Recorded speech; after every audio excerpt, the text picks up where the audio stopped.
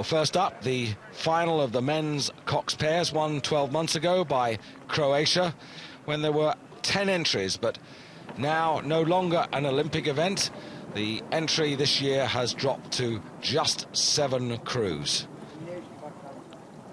The Cubans, their coxswain and stroke, the same as last year when they finished in 8th place.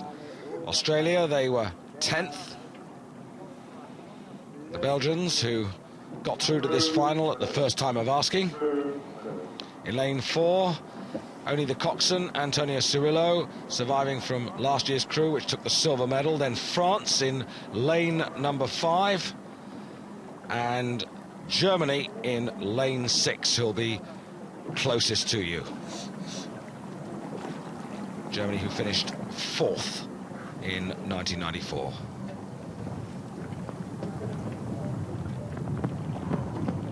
Australia just getting straight on the line, looking back down the course.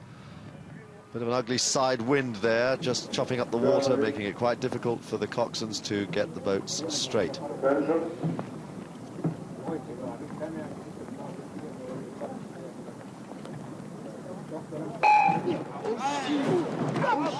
And these heavy boats, got to get them away.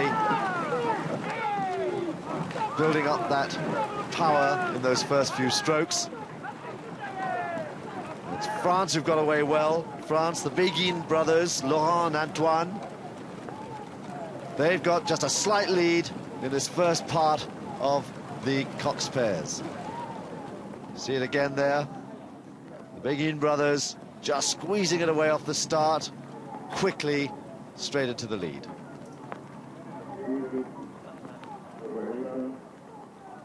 This is the Belgian partnership, Frank Moortgat at stroke, and sitting behind him, Dominique Verdeyen. As we now get well into the first quarter of the race. Cubans in lane 1. Very powerful pair, the Cuban pair. A lot of power coming through the middle part of the stroke. And they are heading the field at the moment. The Australians, Shane McLaughlin in the bow, Daniel Burke, and the coxswain, Tisan Koo, lying down in the bow of the boat. They won at Lucerne, but not everybody was at Lucerne, namely France and Cuba, who are leading them both now as they come towards the 500-metre mark. The Italians in lane number 4 for so long, the dominant force in this event, thanks to the great Abagnale brothers, who've now found a place in the Italian 8, which didn't make the final, but did qualify for next year's Olympic Games in Atlanta. It's France who go through the 500-metre mark first, with Cuba close up behind them. And Cuba moving very well on that far side. The Italians just about in 3rd place, ahead of Australia, with Belgium in 5th place, and Germany at the moment at the back of the field and out of the picture. Well, Italy moving now. Italy beginning to push hard on Cuba. Italy moving hard on Cuba and France. France still holding that pole position, but half a length down on them. Very strong, powerful work from Sartori at bow and his strokeman Giuliano De Stabilile at stroke. And they have taken Cuba, and they are moving now on France. France holding them off, fighting them off. But this is tough. You can see how tough this is. Middle of the stroke. They're finding they're going pretty hard. And Italy are putting them under a lot of pressure as they come up to the 1,000-metre mark. The Italians, who were very steady at the start, now they've found their rhythm and flow, and they're really beginning to move up. Meanwhile, the Germans still with an awful lot of work to do. They're right at the back of the field with just over half the race left. And the blade's going a little bit deep here at the catch. It's quite inefficient, but up in front, Italy are challenging for the lead. Stroke by stroke, they've worked their way through the field. They've taken Cuba, they're now challenging France, and the French are finding it pretty tough here in the middle of the strokes. Italy flying along, slightly more easily rigged, keeping that rate moving along, and as they come up to the 1,000-metre mark, They are putting France under immense pressure, and in fact, crossing the 1,000-metre mark, they have hit the front. Italy have taken the lead, and they are continuing to move away, continuing to move through and away. And those two crews, Italy and France, are well clear of the rest now, who will be left, I think, down to scrap for the bronze medal. Cuba still in third place, and my goodness, that would be good if they could hang on to that. But they're going to be challenged for sure by Belgium. Germany making a slight improvement, but so far still with an awful lot of work to do. But the Italians, as you said, flowing better and better, and their charge now is absolutely irresistible. I don't think at the moment there's anything that the French can do. Well, picking up that mantle of the Abagnales, these two Italians are doing a fantastic job. France holding on for that second position, with only Belgium now able to put them under pressure. But having said that, they're not really under threat, these two crews. The Italians now half a length, a little bit more ahead, and in total charge of this race. Maintaining a very high rating, too, for a Cox pair, moving very well indeed.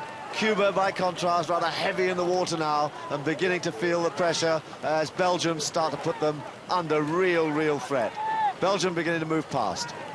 And you can see the bow of the Australian boat number 2, or lane number 2, I should say, and so far not making any impression whatsoever, the Lucerne winners. Italy stretching out their lead, very quick on the pick-up and the catch there, driving the legs down and rowing it like a coxless pair. Very little hesitation, good drive. So coming up to the final quarter of the race.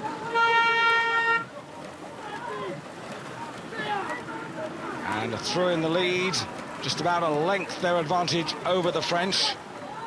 And then a lot of clear water back to Belgium in third place. And looking at that there, maybe the Australians and the Germans trying to move up, but with an awful lot of work to do. But Italy are just going away and away and away. That rating hasn't changed. They're still up around 38, and they are winding it, and everybody else has given up. They're fighting now for the silver and bronze medals. But Italy just winding it along. Indeed, just to look at the times, the first 500, their opening 500, 151.06, then 155.95 for the second 500, then they went 154.85, and I think, Dan, we're going to find that they're travelling even more quickly at this moment. This is very much how the Searle brothers won their 1993 World Championship. They went up to 40 at 1,000 metres, and then nobody could catch them. Here, Italy are doing exactly the same thing, and they've just split the field apart. The Australians challenging Belgium for the bronze medal position, although there's just about a length between those two crews at the moment. There are the Belgians, and there in the green and gold of Australia on lane number 2, trying to get back on terms, and they are moving closer with every stroke. But the Italians getting ready to celebrate the performance of their men's Cox pair as they comfortably stride towards the line now. The French have got nothing else to give. The Belgians just closing on them, but the line's going to come too soon for these positions to be changed. Italy, a majestic gold medal. France, a secure silver. And Belgium take the bronze medal ahead of the Australians, with Germany coming in ahead of the Cubans.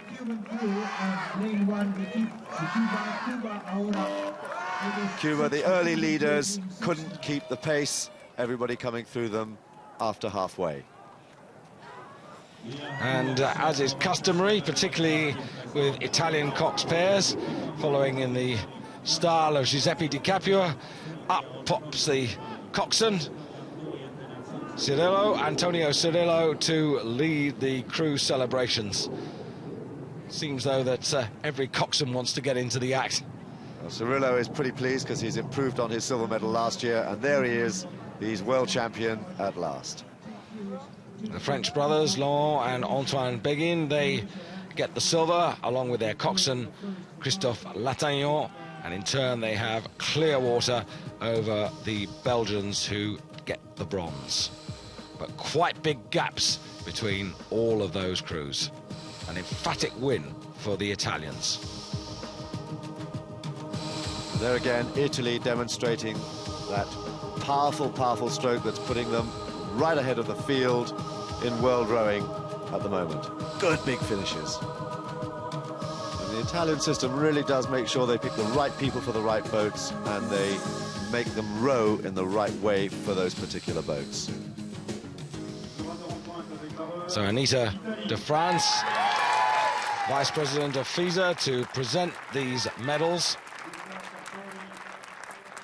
But I wonder where their future lies. Will they stay with the Cox pair, or will they perhaps try and find a place in the Italian 8 for the Olympics next year? That we'll have to wait and see.